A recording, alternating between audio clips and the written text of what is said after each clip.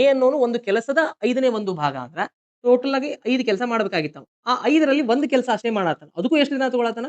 8 ದಿನ ತಗೊಳತಾನ. ನಾನು ಯಾವಾಗ್ಲೂ ಅರ್ಧಂಬರ್ಧ ಕೆಲಸದ ಬಗ್ಗೆ ನಾನು ವಿಚಾರ ಮಾಡಲ್ಲ.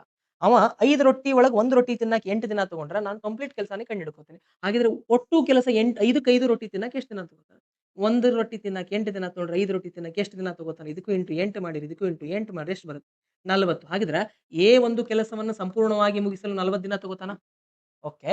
ಮತ್ತೇನ್ ಹೇಳ್ತಾರಂದ್ರೆ, ಸೊ ಎ ಅನ್ನೋನು 5 ಕೆಲಸದಲ್ಲಿ 1 ಕೆಲಸ ಮಾಡಿ ಮುಗಿಸಿ ಹೋಗ್ಬಿಡ್ತಾನೆ ಸರ್. ಆ ಉಳಿದಿದ್ದ ಕೆಲಸ ಏನದಾವು? 5ರಲ್ಲಿ 1 ಎ ಮಾಡ್ತಾನೆ ಉಳಿದಿದ್ದೆಷ್ಟು?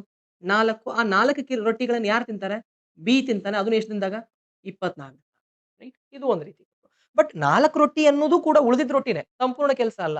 ಸೊ ಹಾಗಿದ್ರೆ 4 ರೊಟ್ಟಿ ತಿನ್ನಕ್ಕೆ 24 ದಿನ ಬೇಕಾಗಿತ್ತು. ಒಂದು ವೇಳೆ ಸಂಪೂರ್ಣ ಕೆಲಸ 5ಕ್ಕೆ 5 ರೊಟ್ಟಿನೂ ಬಿಗೆ ಕೊಟ್ಟಿದ್ದೆ ಅಂದ್ರ, ಹಾಗಿದ್ರೆ 5 ರೊಟ್ಟಿ ತಿನ್ನಕ್ಕೆ ಎಷ್ಟು ದಿನ ತಗೋತಾನ? ಇಲ್ಲಿ ಇಂಟು 6 ಆಗೈತೆ ಸರ್, ಇಲ್ಲಿ ಇಂಟು 6 ಆಗೈತೆ 30. ಹಾಗಿದ್ರೆ ಬಿ ಒಂದು ಕೆಲಸವನ್ನ ಸಂಪೂರ್ಣವಾಗಿ ಮುಗಿಸಲು 30 ದಿನ ಬೇಕು. ಈಗ ಲಸ ತೆಗಿತೀವಿ ಸರ್ ಇದೆಲ್ಲರಿಗೂ ಬಂದೇ ಬರುತ್ತೆ. ಸೊ 43ಲೆ 34ಲೆ. ಈಗ ಅವ್ರೇನ್ ಹೇಳ್ತಾರ, ಇಬ್ಬರೂ ಸೇರಿ 6 ದಿನ ಕೆಲಸ ಮಾಡಿದ್ರು ಅಂದ್ರ, ಇಬ್ರು ಸೇರ್ತಾರಂದ್ರೆ ನೀವು 3 ರೊಟ್ಟಿ, 4 ರೊಟ್ಟಿ, 7 ರೊಟ್ಟಿ ತಿಂತಾರ? 6 ದಿನದ ತನ 7, 7 ರೊಟ್ಟಿ ತಿಂತಾರಂದ್ರೆ 42 ರೊಟ್ಟಿ ಖಾಲಿನಾ?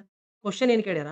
ಹಾಗಿದ್ರೆ ಈಗ ಎಷ್ಟು ಕೆಲಸ ಮುಗ್ದೈತಿ? ಎಷ್ಟು ಭಾಗ ಕೆಲಸ ಮುಗ್ದೈತಿ ಅಂದ್ರ, ಸೊ 42 ರೊಟ್ಟಿ ತಿಂದಾರ ಎಷ್ಟ್ರೊಳಗ? 120 ಒಳಗ. ಸೊ ಇಲ್ಲಿ ಭಿನ್ನ ರಾಶಿ ಕೇಳಿದ್ರೆ ಹಿಂಗೆ ಬರಿಬೇಕು. ಇಷ್ಟ್ರಾಗ ಇಷ್ಟು ತಿಂದಾರ ಅಂತೇಳಿ. 6 7 6 20 ಅಂದ್ರ ಸೊ 7/20 ಭಾಗ ಕೆಲಸ ಮುಗ್ದಿದೆ.